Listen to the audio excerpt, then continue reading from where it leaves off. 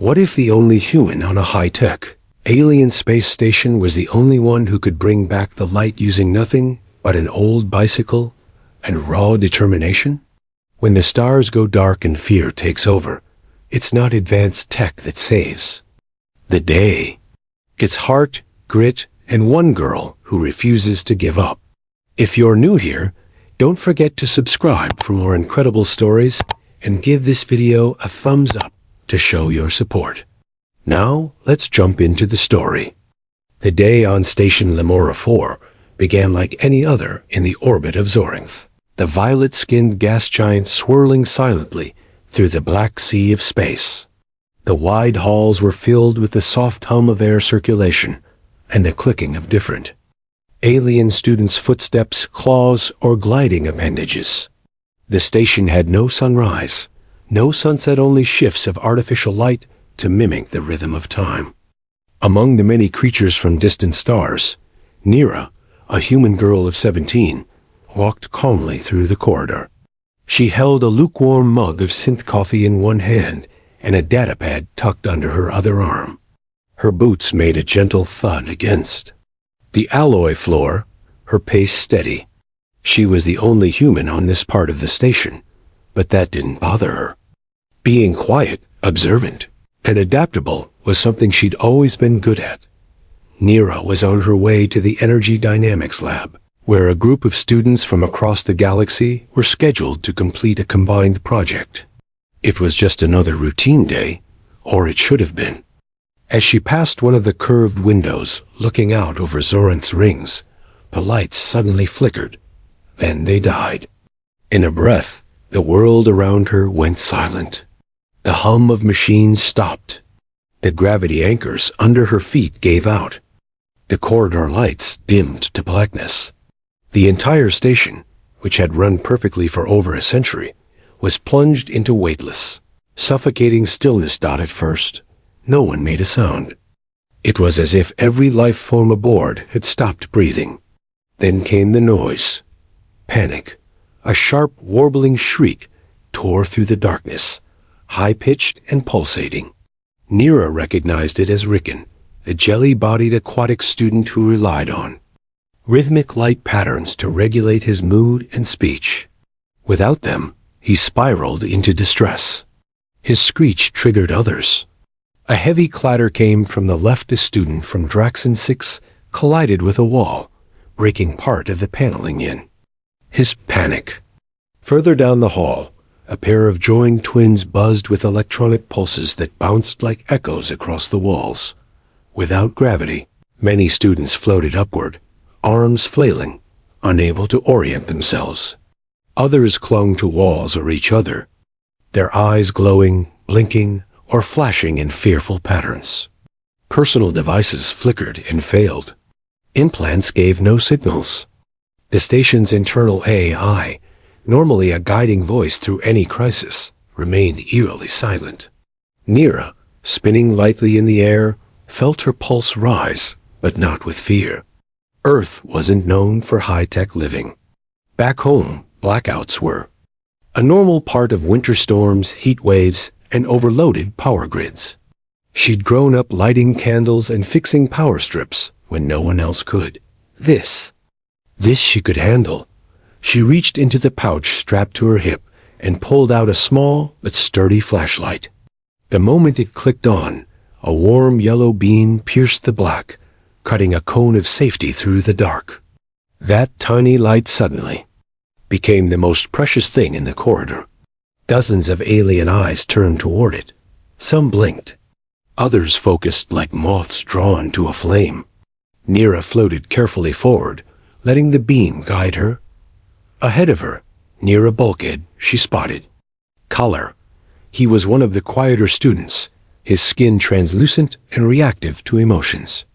Right now, his entire body pulsed erratically in waves of orange, violet, and white fear, disorientation, and stress. He was curled into a ball, his face hidden. Nira floated toward him, slowly and gently knelt beside him. She turned the flashlight upward, away from his face, to avoid startling him further. "Hey," she said, her voice calm and steady. "It's okay. It's just a blackout." Caller blinked up at her, his shimmering skin trying to steady. "The emergency corps? They didn't come on," he whispered. "This has never happened." His voice trembled through his translator collar. "I know," Nira said. "That's what makes this different. But panic won't fix it. We have to help each other." Around them, others drifted closer. Some called out in unfamiliar languages, but most simply floated silently, drawn by the single beam of light. Nira stood and turned to the group. Her voice was stronger now. "If you can move, follow the light. Stay calm. We're going to regroup." She raised the flashlight higher and waved it slowly back and forth, creating a slow-moving path of light. Little by little, frightened students began to follow her voice. Some clung to handrails, some reached for her. Others stayed close to one another, whispering nervously in their native tongues. They floated together through the central nexus, a dome-shaped crossroad where 4 main corridors met. It was here Nira saw a small maintenance hatch slightly ajar. Her heart thudded with cautious hope. During her first month aboard, she had wandered off during orientation and stumbled across that hatch. A tech instructor had told her it led to the old emergency system's hub long decommissioned, replaced by quantum backups no one had touched in decades. But Nira remembered. She clipped her boot to a ceiling tether and pulled the hatch wider. Cold air rushed out. She looked back at the group behind her. "Wait here," she said. "I'm going to check something." Without waiting for a reply, she crawled inside. The metal tunnel was narrow and dusty, unused for years. Her flashlight flickered once but held. She moved on, crawling through the shaft, rushing past tangled cables and old tools that hadn't been touched in years. Then she saw a room ahead, filled with old wires, gears, and the unmistakable outline of a manual bike generator. Breath caught. It was real. She crawled into the chamber, pulled the dust cover aside, and smiled. The old Earth-Tech contraption still sat in the corner like a forgotten relic from a different age. It looked ridiculous in a space station, but it might work. Her flashlight dimmed. The hum of machines was still missing. But somewhere outside, in the dark, frightened students were waiting for someone to lead. She took off her jacket, wiped the seat, and climbed onto the pedals. The station had gone dark, but the spark had just been lit. Nira sat on the old bike seat, gripping the cold handles. The metal felt rough beneath her gloves, and the pedals were stiff, unused for years. She gave one slow push, hearing the groan of rusted gears turning reluctantly. It wasn't much, but it was something. She adjusted her footing and pushed again, this time with more force. The resistance was real. This wasn't one of those smooth, silent bikes from modern gyms. It fought her with every rotation, but that was fine. Nira was used to things that didn't come easy. Back home, nothing had ever come easy. Behind her, in the corridor just outside the maintenance hatch, a few curious faces peered in.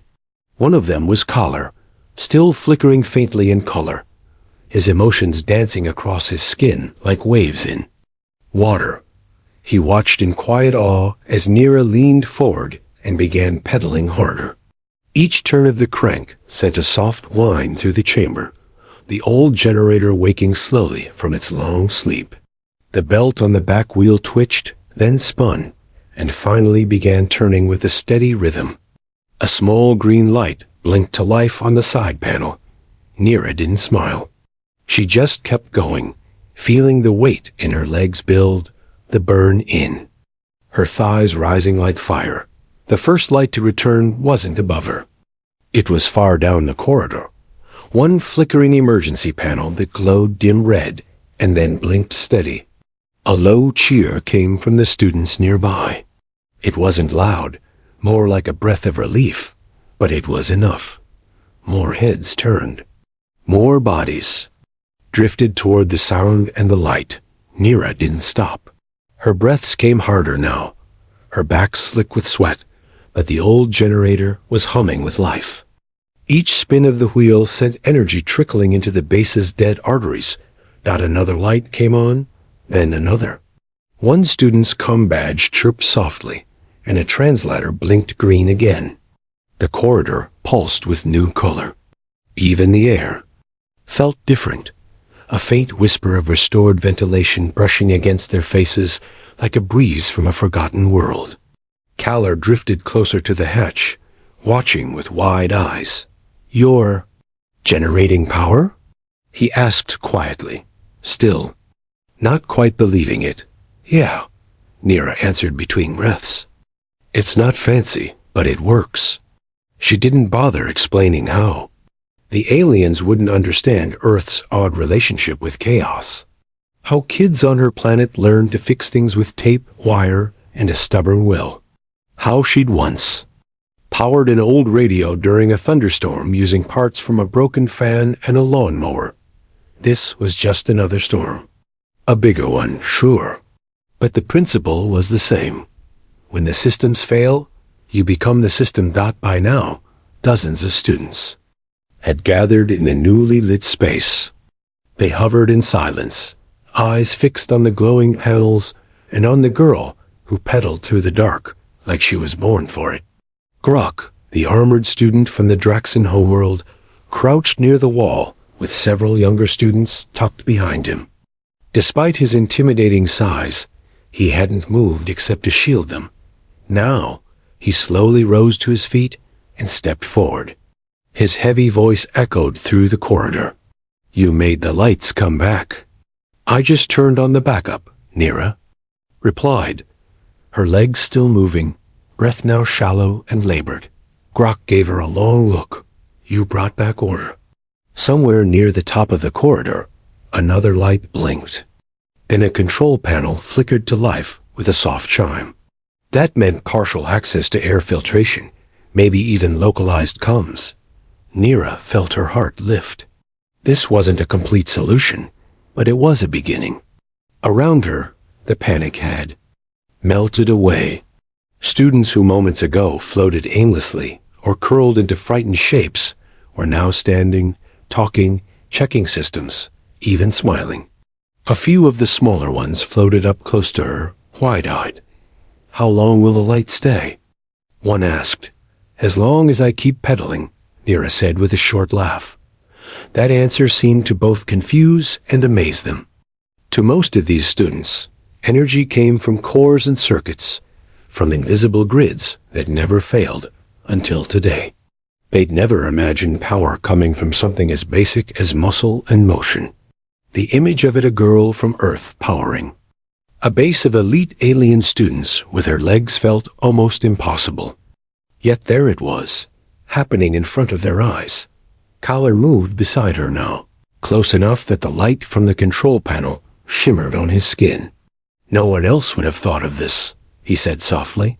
Nira didn't answer at first. She was too busy breathing. Her body ached, and she could feel her legs growing heavier. But she kept going. The lights had reached far enough now that she could see the far edge of Corridor D glowing faint green. She felt a flicker of hope. If this much power had returned, maybe there was a way to restart more. But it wouldn't be from this bike alone. It had done what it could. The next step was finding the command center and figuring out what had caused the blackout in the first place. She slowed the pedaling, letting the bike wind down. The hum faded, but didn't vanish completely. Enough energy had been fed back into the emergency system to stabilize this sector for a while. She wiped her forehead with her sleeve, climbed off, and stretched her legs. Her knees trembled slightly, but her posture was strong. The aliens watched her as if she'd just performed magic. "I need to see the main core," she said aloud. This blackout wasn't an accident. A hush fell over the corridor. Nira looked down the glowing hallway where dim emergency lights now blinked like stars in a night sky. "This is just the beginning," she whispered. And I'm not done yet. Nira moved quickly now, her boots echoing softly against the floor where gravity had returned. The corridors ahead were dim, lit only by thin stripes of flickering emergency lights. Behind her floated Callor, his translucent form casting faint colored reflections against the curved walls. They had left the other students behind near the generator room, with Grok keeping watch. Nira's legs still ached from the long pedaling, but the urgency in her chest pushed her forward. This blackout wasn't caused by a power overload, or a system glitch. Something deeper was at play. Someone had shut the base down on purpose, and she needed to find out why. The emergency staircase leading to the lower engineering level was sealed, so they took the maintenance crawl shaft, a narrow tunnel mostly ignored by students. Nira pulled herself along using handrails, while Callor hovered silently behind her, his color patterns dim and nervous. The tunnel was tighter than she remembered from the base orientation tour. Dust coated every surface. It smelled of metal, oil, and age. Pipes overhead vibrated faintly, suggesting the air system was only partially active. As they passed a broken sensor array, Nira reached into her pouch and activated a small sensor node. It glowed blue, showing a rough layout of the corridor ahead. The central diagnostic core was 3 levels down, and still offline. When they reached the next chamber, a large maintenance hub filled with sealed crates and old tech, Nira paused to catch her breath. Callor drifted beside her, his eyes watching her quietly. "You think this was sabotage," he said, more as a statement than a question. "I don't think," Nira replied, pulling a cable from one of the access ports. "I know." She connected her handheld tablet to the port and waited. For a few seconds, nothing happened. Then faint data trickled onto the screen. Diagnostic logs, power flow charts, error reports, all fragmented, some corrupted. But there it was, a shutdown command triggered from outside the base's local system. It had been masked as a solar pulse, but it was too precise, too calculated. A fake signal designed to pass security checks. She turned the screen toward Callor. He blinked slowly, his skin shifting to pale orange. "Someone from outside the base sent that?" "Yes," Nira said. "And they didn't just shut off the lights. They cut everything: communications, air, movement, even the base AI. They wanted us blind and frozen." Callor floated backward a little, clearly shaken. Why would someone do that? What would they gain? Nira stood and disconnected. The tablet. Maybe to test us, maybe to scare us, or maybe, she hesitated, maybe to remove us. They continued down the next corridor, crawling through tight ducts and climbing down shaky ladders. The temperature changed as they moved: cold, then hot, then cold again, like the base was holding its breath. Occasionally, they passed abandoned tools, flickering screens, or damaged panels. Once, they saw signs of a scuffle: a loose data pad, a broken COM unit, and a scorch mark on the wall. But no bodies, no answers. When they finally reached the level with the core archive room, the doors were locked. No power. Nira opened a side panel and pulled the old wiring apart. She inserted a custom fused converter, her own design, built from salvaged parts and earth logic, and forced a low current into the system. After a few seconds, the lights above the door blinked. The panel went green. The door slid open with a heavy hiss. Inside, the room was quiet. The archive core stood. In the center, surrounded by dim backup servers and thick data cables snaking across the floor. The diagnostic crystal at the center flickered faintly. Not fully dead, but not alive either. Nira approached and placed her tablet against the base of the core. The data began to flow slowly, but enough. She scanned through the logs, searching for anything useful. "Look at this," she whispered, eyes narrowing. Kaller floated over her shoulder. "What is it?" The signal came through the base's long-range receiver. It pretended to be a priority update from the Central Interstellar Council, but the ID signature doesn't match any council network. Kaller's skin darkened to a cloudy gray, so it was fake. Completely fabricated. Nira nodded. And it was coded to trigger a security lockdown in case of an invasion. She turned to him. But we weren't invaded. There was no enemy ship, no breach, just silence. They sat in silence for a few moments, the weight of realization, settling like dust on old circuits. Someone had made the base turn against itself. Nira looked up at the servers. This archive holds partial control of 3 auxiliary systems: water recycling, gravity balance, and data logs. If we reroute emergency power here, we might get a map of which parts of the station are still dark, and maybe why the command wing isn't responding. Kaller floated to a nearby power junction. There's a low-level tap under this panel. He paused. We'll need a direct line from the generator core to bring this fully online. Nira frowned. We'd need 2 people running new cables. Between sectors, no hover routes, no elevators. Kaller looked at her, the lines on his face glowing with soft determination. Then we walk. She smiled faintly, exhausted but steadied. We walk. Nira gathered her gear, strapped her tools across her shoulder, and took one last look at the crystal flickering beside them. This wasn't just about saving a few students anymore. The entire base was at risk, and someone had engineered it. The truth was still out there, buried under locked doors and corrupted logs, but she would find it, even if she had to light every corridor by hand.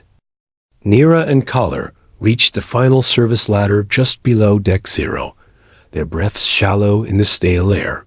Heat from stalled coolant pipes pressed against their backs, and every metal rung felt hotter than the last. The command level was supposed to be the safest place in the station, shielded from radiation and locked behind Tier 3 security. Tonight, it looked deserted. Emergency red strips lined the walls, casting long shadows down a silent corridor that should have been busy with officers and assistants. Nira's boots touched the deck, and she drew her flashlight in a steady arc. Consoles on either side flickered, showing scraps of diagnostics that meant nothing without main power. The command door sat ahead tall, reinforced and dead. She pried the wall panel open and slipped 2 probe wires from her kit into the port. A spark, then a groan of motors, and the door split enough for Kaller to glide through. Inside, the wide chamber smelled of ozone and heat-warped metal. Holotables. Wear black. The primary viewport, a curved sheet of armored crystal, was dark, revealing only the endless star field beyond. Yet one station was alive. A single console on the central dais glowed soft blue, fed by a portable power cell balanced on the floor. And in that eerie blue light stood Dren tall, sharp-eyed, his thin fingers dancing over keys, while sweat glistened on his brow. He did not look surprised to see them. He straightened, shut off the screen, and folded his hands behind his back. "I was wondering when someone would fight their way up here," he said, voice calm, almost relieved. "Of course it had to be you, human." Nira kept her tone level. "You triggered the lockdown." Dren tilted his head. "I did. The base needed a lesson in reliance. You all trust the grid too much, trust the council too much, trust outsiders too much." One strong nudge and everyone panicked. Kaller drifted forward, his skin shifting to stormy gray. Students were injured. Life support nearly failed. Dren's eyes flicked to him, then back to Nira. No one died. And look at the result. Your muscle power lit a third of the base. A fascinating study in primitive efficiency. Nira stepped toward the console, anger beating in her chest. "You put hundreds of lives at risk for a study?" He gave a slight shrug. "I put truth on display, Advanced tech makes minds lazy. The Council floods us with infinite energy and perfect gravity, and we forget how to survive. But you, he nodded at her, still know how to sweat for light. I wanted them to see that difference. Nira glanced at the portable power cell. Its green indicator blinked steady, feeding only enough current to keep Dren's console alive. Everything else was locked behind his code. Hand over the shutdown key, she said. Dren's lips quirked. And if I refuse? Kaller's colors spiked from gray to bright warning orange. Then every student here will know you cost them safety, he said, voice trembling with outrage. Every council ship will hear it. Dren's posture shifted, pride cracking just enough for regret to show in his eyes. He looked toward the vast dark viewport, as if seeking approval from the silent stars. I never meant to harm anyone, he said quietly. I meant to prove. Dependence is weakness. Nira softened her voice, though her pulse still pounded. You proved something else. Community is strength. My legs pushed a generator. Yes, but only after dozens followed my light. Grok sheltered the little ones. Kaller guided me through ducts. The base survived together. Your experiment failed. Dren swallowed, shoulders sagging. I didn't expect you to reach command. The ducts are lethal at that heat. Nira shook her head. You underestimated cooperation. She extended her hand. End this. Dren stared, a storm of thoughts passing over his face. Finally, he exhaled, removed a slim crystal key from his jacket, and placed it in her palm.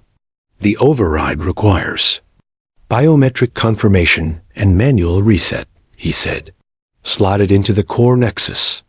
Nira nodded, crossed to the central pillar, and slid the crystal into its port. A sharp beep echoed. She pressed her hand against the sensor plate. Lights along the ceiling flared white. Consoles sprang alive in waves.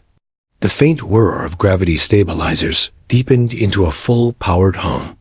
Screens filled with cascading data, and the base AI's calm voice returned. Primary systems restoring, life support at 90%. Communication grid reinitializing. Relief washed through Nira. She turned to Kaller, who flashed bright green in gratitude, then to Dren. He stood still, shoulders low, defeated. Sirens of restored internal comms chirped overhead, announcing that security teams were en route. Nira didn't gloat. She simply said, You'll answer to the Council, but you'll also see the strength you tried to break.